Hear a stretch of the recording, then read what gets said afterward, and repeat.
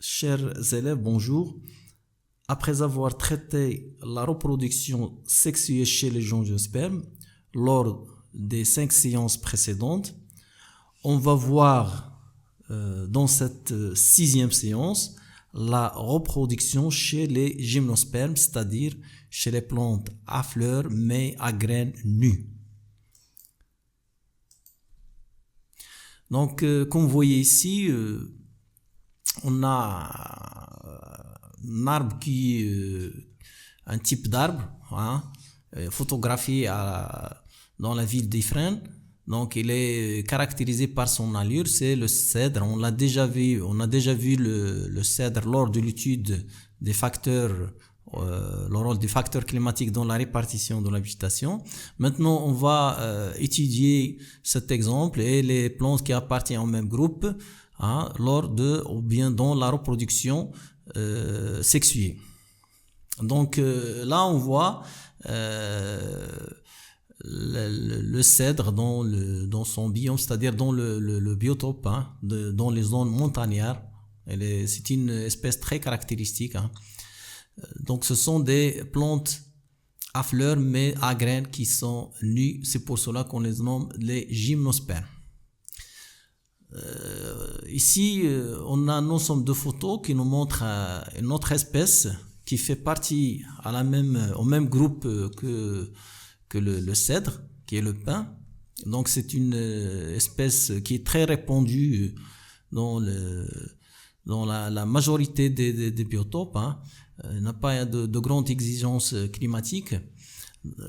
Donc ici on voit certaines structures qu'on peut trouver chez cet arbre. Ce sont des cônes, comme on les voit ici. On a deux types de cônes, hein. On voit ici des cônes de grande taille, ici des cônes de petite taille, ce qui révèle que ce sont parce que pour nous on cherche les organes reproducteurs, hein.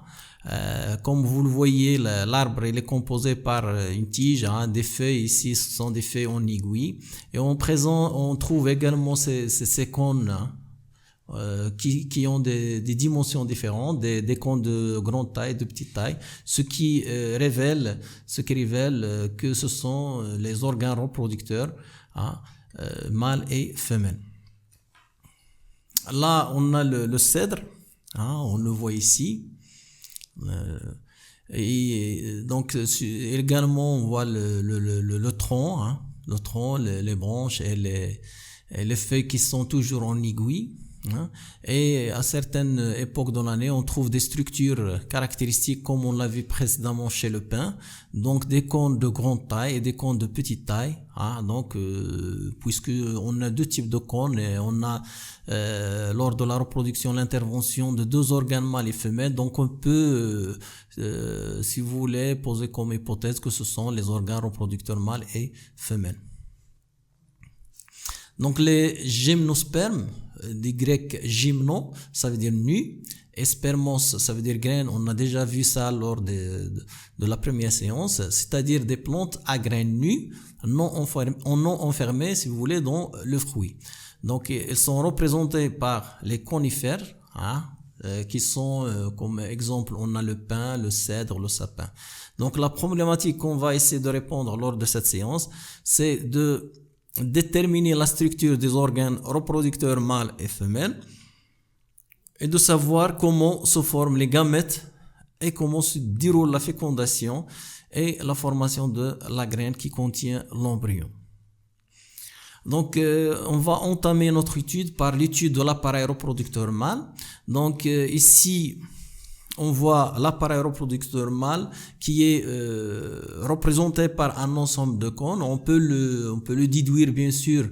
On voit à certaines époques que ces cônes de petite taille libèrent une poussière de graines de pollen. Donc logiquement, en faisant analogie avec ce qu'on a vu lors de l'étude de la reproduction chez les gymnospermes, qu'on peut dire que ce sont, ou bien ces petits cônes forment ce qu'on appelle les organes reproducteurs mâles. Ici, chez le pin, on voit que ces cônes de petite taille sont regroupés, hein, en cônes formant une inflorescence mâle qu'on appelle un chaton.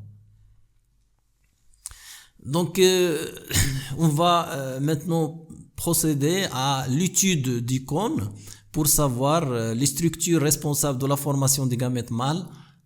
Donc, on a pris ici, comme vous le voyez, c'est schématique, hein, une branche de, si vous voulez, une branche de pin. Hein. On voit ici les feuilles en aiguille et un cône un ensemble de cônes mâles, si vous voulez, hein, qu'on a nommé le chaton.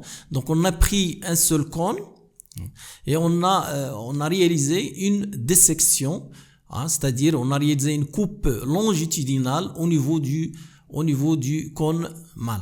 Donc on voit, même si cela paraît un peu compliqué, mais que la structure du cône, elle est très simple, tout simplement parce qu'elle est formée au centre par un axe, comme on le voit ici, un simple axe, sur lequel elle est insérée ce qu'on appelle des écailles. Hein. Là, c'est un ensemble d'écailles qui sont insérées sur l'axe, comme on le voit ici.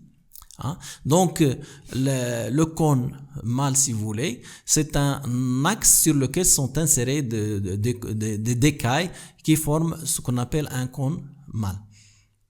Et puisque, comme on le voit ici, à chaque écaille, hein, on va le détailler après, elle est formée par des sacs, si vous voulez, qui contiennent des grains de pollen. C'est pour cela qu'on les appelle des écailles staminales.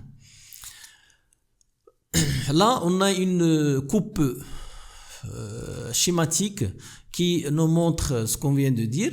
Donc, le cône mâle est formé par un axe, comme on le voit ici. Donc, c'est un axe et celui représenté sur ce schéma. Donc, cet axe sur lequel il est inséré, hein, des écailles. Donc là, c'est une écaille avec deux sacs polliniques. En coupe, on voit uniquement, c'est une coupe de profil, on voit uniquement un sac pollinique, mais en fait, elles sont au nombre de deux. C'est-à-dire, on n'arrive pas à les voir. L'autre sac, il est caché par le premier. Donc là, on a un document qui va nous regrouper le tout. Hein. Donc là, on a un chaton, hein, une branche sur laquelle elle est insérée un ensemble de cônes mâles. Et on a pris un cône mâle, au niveau duquel on a réalisé une coupe longitudinale. Donc on a un cône isolé mâle, donc au niveau duquel on a réalisé une coupe longitudinale, et on voit, comme je disais tout à l'heure, que le cône il est formé par un axe, hein, sur lequel il est inséré, hein, il est attaché, si vous voulez, des écailles. Là on voit, hein, c'est schématique l'écaille. Donc l'écaille, sous cette écaille, on trouve deux sacs polliniques, on les voit nettement ici. Donc on a un sac et deux sacs. Donc un cône, comme je disais, c'est un axe sur lequel il est inséré des écailles avec deux sacs polliniques. Bien sûr, à maturité, le cône de petite taille, c'est-à-dire le cône mâle, il libère des grains de pollen. Donc on va étudier les grains de pollen pour bien sûr les comparer avec les grains de pollen des angiospermes. Donc on a ici un schéma si vous voulez, d'un grain de pollen. Donc on voit qu'il est formé par un ensemble de cellules. Apparemment, à l'extérieur, on a une cellule végétative, hein, au sein de laquelle on trouve ici, on peut le compter, 3 cellules. Donc une cellule antéridiale ou bien génératrice, et 2 cellules qu'on voit ici, 2 cellules protaliennes. Hein. On a ici 2 cellules protaliennes, une cellule végétative et puis une cellule antéridiale ou bien génératrice. Le grain de pollen, il est entouré par l'intine et l'exine, hein, des parois protectrices, et on voit ici des structures qui sont caractéristiques, hein, bien sûr des pins ou bien des conifères.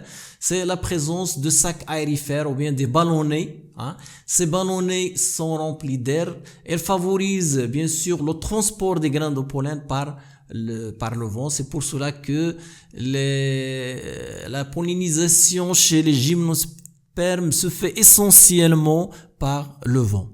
Donc là, on a un schéma interprétatif, si vous voulez, du grain de pollen. En conclusion, je dirais que l'appareil reproducteur mâle, elle est constituée si vous voulez, de cônes formés d'écailles portant sur leur face inférieure 2 sacs polliniques. Chaque sac pollinique est l'équivalent d'un microsporange contenant des microspores, lesquels vont donner chacune un grain de pollen. Ce dernier est formé de 4 cellules superposées de taille inégale, dont 2 cellules protaliennes ou bien accessoires qui sont aplaties, une cellule anthéridiale ou génératrice et une cellule végétative de grande taille. Chaque écaille avec ces 2 sacs polliniques constitue donc, si on veut faire une analogie avec la fleur des angiospermes, constitue donc une étamine, et donc un cône, c'est l'homologue d'une fleur mâle d'angiosperme. Maintenant, on va passer à l'étude de l'appareil reproducteur femelle. Donc on voit ici un autre type de cône, mais cette fois-ci ils sont isolés. L'étude est faite chez le pin. On voit des cônes qui sont de petite taille mais qui restent de grande taille par rapport aux cônes mâles. Tout simplement parce qu'on a des cônes femelles qui sont encore jeunes si vous voulez, et qui vont accroître, qui vont augmenter de taille et donner des cônes de grande taille. On les voit ici au niveau des deux feuilles. Ce sont des cônes qui sont isolés. Donc l'appareil reproducteur femelle, elle est représentée par des cônes femelles isolés. Chaque cône femelle, elle est constituée, comme on va le voir, par des écailles disposées bien sûr en hélice, autour d'un axe des cônes. On va le voir au niveau de la coupe. Donc en faisant une coupe au niveau des cônes femelles, donc on voit ici une branche de pin avec des feuilles en aiguille. Sur cette branche, elle est attachée, si vous voulez, le cône femelle. On voit ici les écailles. Donc si on fait une coupe longitudinale au niveau des cônes femelles, on voit une structure représentée ici. Donc c'est une structure qui est, si vous voulez, grossièrement ressemble, si vous voulez, au cône mâle, avec un axe au centre sur lequel est inséré des écailles. Donc, mais avec la différence, c'est que au niveau du cône femelle, on trouve sur la face supérieure de l'écaille, on trouve des ovules. Chaque écaille renferme en fait 2 ovules. Là, on coupe, si vous voulez, une vue de profil, on voit uniquement un seul ovule, mais en fait, il y en a 2 sur chaque écaille. Là, si vous voulez, c'est un schéma des cônes. Donc, c'est une structure qui est très très très simple, même si elle paraît un peu compliqué. Donc, on a au centre un axe et on a, si vous voulez, des écailles ovulifères. Pourquoi on les appelait ovulifères? Parce qu'elles contiennent sur leur face supérieure des ovules. C'est pour cela qu'on les appelle des écailles ovulifères, avec une bractée du côté inférieur, ou bien au-dessous, si vous voulez, de l'écaille, on trouve la bractée comme on la voit ici. Donc, en résumé, l'appareil reproducteur femelle, elle est constituée de cônes femelles, qui sont isolés. Chaque cône porte des écailles et chaque écaille porte à sa face supérieure 2 ovules. À la base de chaque écaille ovulifère se trouve une bractée. Donc, on peut déduire que les cônes est une fleur femelle. Donc, à partir de cette étude, on voit que les fleurs chez les angiospermes, ce sont des structures qui sont réduites, si vous voulez. On ne trouve pas de pétales de sépales. Donc, ils ont une structure caractéristique de cône, mais malgré ça, ce sont des fleurs, donc des fleurs. Et par la suite, on a des fleurs qui sont unisuccillées, des fleurs mâles, formées par les écailles de petite taille, et des fleurs femelles constituées par les écailles de grande taille. Maintenant, on va étudier la formation de grains de pollen. Donc, on va vous présenter ce document. Donc, on va faire l'étude des documents de la droite vers la gauche. Là, on a une branche sur laquelle on trouve des cônes mâles. Puisqu'on va s'intéresser à la formation des graines de pollen, donc on va s'intéresser logiquement à l'étude des cônes mâles de petite taille. Là, on a une coupe longitudinale du cône mâle. Donc on va nous intéresser sur l'écaille, puisque c'est la même structure qui se répète, donc on va travailler sur une écaille. Donc au sein de l'écaille, on trouve un sac pollinique. Donc qu'est-ce qui se passe? Lorsque le cône est jeune, au niveau de ces sacs, on a une cellule mère à 2 N. Avant la maturité des cônes et des sacs polliniques, on a au niveau du sac pollinique une cellule mère à 2 N et on voit qu'il va subir une méiose. Ce sont des notions qui sont déjà traitées auparavant dans les séances précédentes. Donc il va subir une méiose pour donner 4 cellules haploïdes et qu'on nomme également des microspores. Donc ce sont des cellules haploïdes suite à une division méiotique, c'est pas mitotique mais méiotique, qui est formée par 2 divisions réductionnelles et équationnelles, et en fin de compte on obtient 4 cellules haploïdes. Donc chaque cellule va subir 2 mitoses pour donner une structure à 4 cellules qui vont s'organiser pour former le grain de pollen avec les ballonnets. Donc il y a, en plus de division mitotique, il y a le phénomène de différenciation qui va aboutir, c'est-à-dire de spécialisation, qui va aboutir à la formation du grain de pollen avec les ballonnets et les 4 cellules qu'on a déjà vu auparavant. Donc les étapes de formation du grain de pollen, on a une cellule mère du sac pollinique à 2 N chromosomes. Il va subir une méiose et va donner 4 macrospores. Chaque microspore, c'est pas macrospore, je m'excuse. Chaque microspore subit 2 mitoses successives pour donner le grain de pollen qui est formé de 2 cellules protaliennes, une cellule entéridiale ou bien reproductrice ou bien génératrice et une cellule végétative. L'exine se décolle pour former 2 sacs aérifères, bien sûr qui va servir pour la pollinisation par le vent.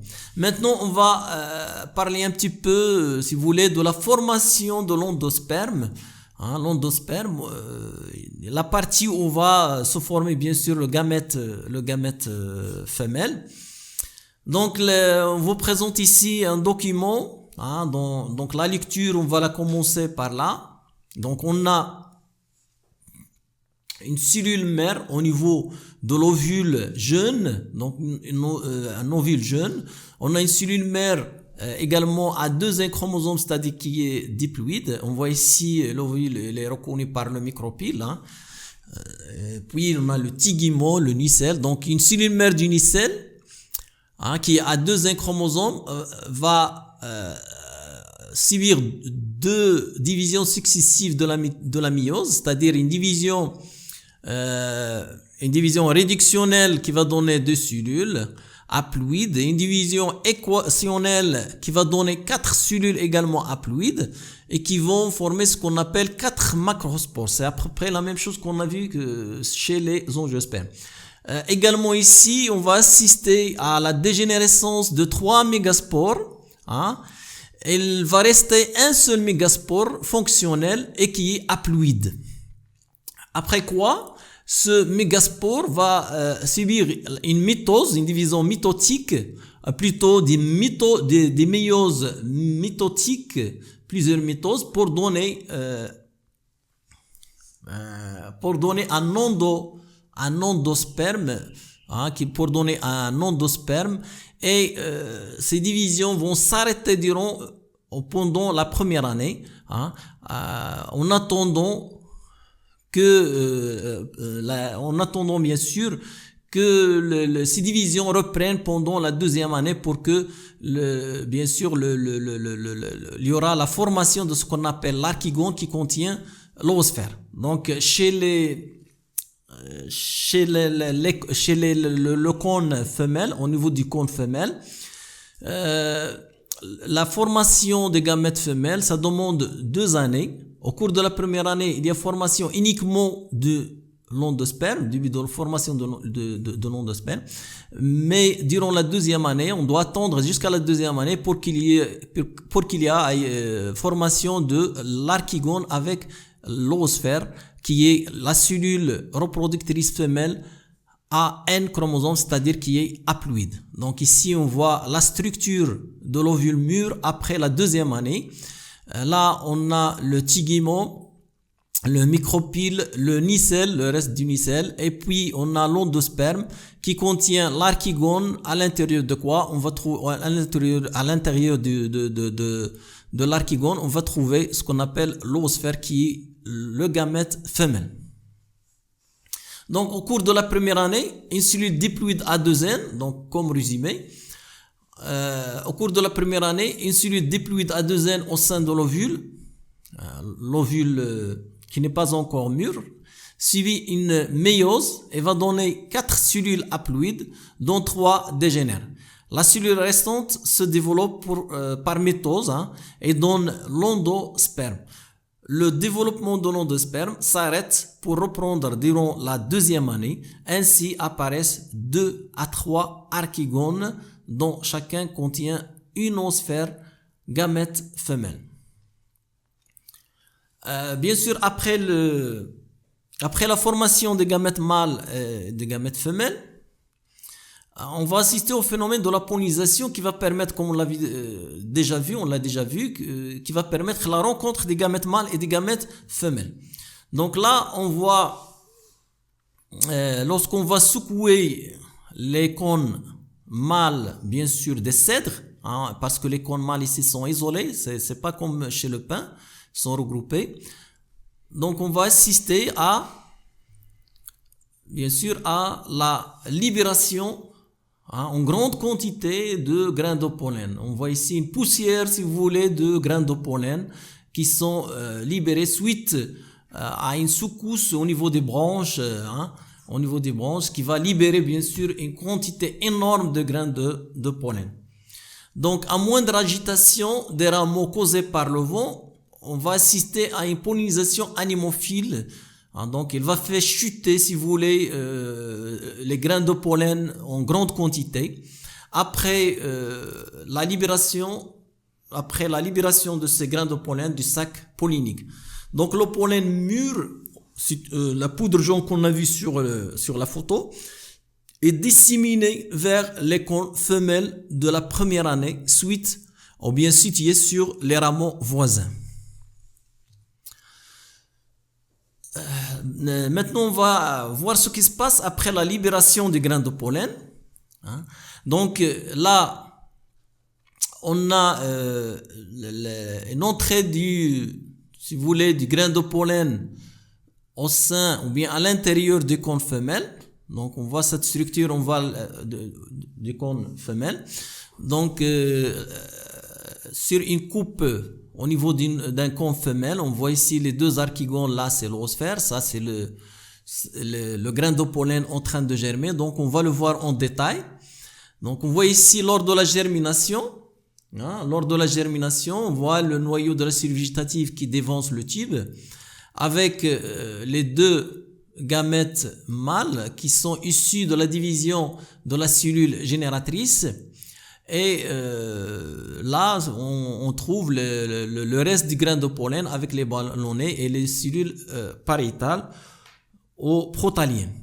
Donc là, on a la structure du grain de pollen en germination. Pour plus de détails, donc on voit ce schéma, ce qui se passe lors de la première année et la deuxième année. Donc au cours de la première année, on a entré des grains de pollen par le micropyle au niveau du cône femelle. Mais le problème qui va se poser, c'est que au niveau de l'endosperme, il n'y a pas de gamètes femelles lors de la première année. Donc, comment le problème sera résolu? Donc, le grain de pollen va germer, mais il doit attendre jusqu'à la deuxième année, où il y aura formation de l'archigone qui contient le gamète femelle, c'est-à-dire l'oosphère. Donc, au cours de la première année, début de germination de grains de pollen, le grain de pollen va rester à l'intérieur du cône femelle. Le cône femelle ou bien les écailles vont s'approcher entre elles, il va se fermer, donc comme ça, le grain de pollen sera emprisonné, si vous voulez, à l'intérieur du cône femelle. Jusqu'à la deuxième année, après la maturation, si vous voulez, de l'endosperme et la formation des deux archigones et la formation des oosphères, donc on va assister à la poursuite de la germination du grain de pollen qui va germer et s'allonger pour apporter, si vous voulez, le gamète femelle vers le gamète femelle contenu dans l'archigone. Donc, lors du printemps de la première année, le grain de pollen disséminé par le vent jusqu'au cône femelle pénètre entre les écailles à travers le micropyle et commence à germer et forme ce qu'on appelle un tube pollinique. Le printemps de la deuxième année, on va assister à la reprise de l'élongation du tube pollinique et la cellule entéridiale va se diviser par mitose bien sûr, pour donner deux entérozoïdes, deux spermatozoïdes si vous voulez, après la formation des archigones contenant une oosphère pour chacun, ou plutôt pour chacune. Donc là, on a une photo de la germination des types polliniques qui apporte le noyau femelle, plutôt le noyau mâle, qui va fusionner avec le noyau femelle, si vous voulez, de l'oosphère après la germination du tube pollinique. Donc le noyau d'un seul entérozoïde fusionne avec le noyau de l'oosphère pour former un seul zygote diploïde. L'autre entérozoïde, l'autre entérozoïde et les cellules protaliennes et le noyau végétatif et le dégénère. C'est la fécondation simple, à la différence de ce qu'on a vu chez les angiospermes où il y a une fécondation double. Donc chez les gymnospermes, on a une fécondation qui est simple. Après la fécondation, donc on va assister à la formation de la graine. Donc l'œuf ou bien le zygote va se développer. Il va donner ce qu'on appelle un embryon, comme on le voit sur la photo. Et on va assister à l'accumulation de réserves au endosperme, déshydratation de l'embryon et de l'endosperme et l'étigement pour former une graine ailée en vie ralentie. Donc là, on a les tigiments, on a l'endosperme et en 3, on a le hile et ici, on a les cotylédons. En 5, on a la gimule. Et puis là, c'est la tigelle. Et là, c'est la radicule. C'est presque les mêmes structures qu'on a vues auparavant. Donc, ce sont les structures qui forment l'embryon. Donc là, au sein de la graine, on aura la formation d'un embryon. L'embryon, donc, est constitué de l'ensemble des pièces 4, 5, 6 et 7. Donc, sont déjà cités sur le document.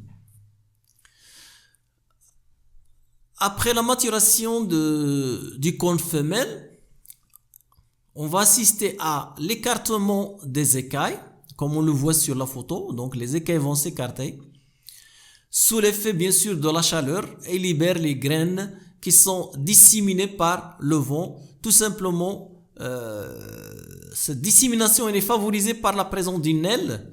Donc on voit ici la graine avec une aile. Donc cette aile va permettre la dissémination de la graine et par la suite la dissémination elle est favorisée par le vent chez les gymnospermes. Donc là on a un document qui nous montre la germination des graines. Ici on a une écaille d'un cône femelle mûr. On voit sur cette écaille les deux graines qui sont ailées, c'est-à-dire qui portent des ailes qui favorisent la dissémination. Donc ces graines sont issues, si vous voulez, c'est un petit rappel, sont issues des deux ovules, hein, parce qu'auparavant, lorsque le cône femelle est mature, elle est formée par deux ovules.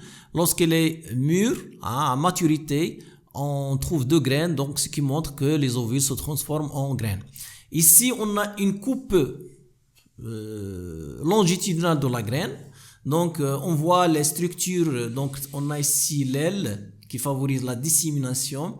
Là, ce sont les constituants de la graine. On voit de l'extérieur vers l'intérieur. On a le tigiment et puis l'endosperme.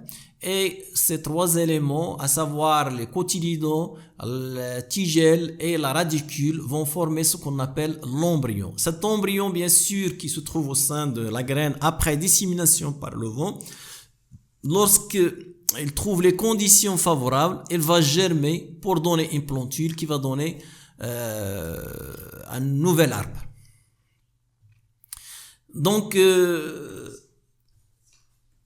Donc, avec ça, on a fini la 6e séance qui concerne la reproduction chez les gymnospermes. Et comme ça, on va entamer prochainement, Inch'Allah, la reproduction chez les plantes sans fleurs, à savoir les fougères, les fougères et puis les mousses, etc. وبهذا نقول لكم السلام عليكم ورحمة الله تعالى وبركاته.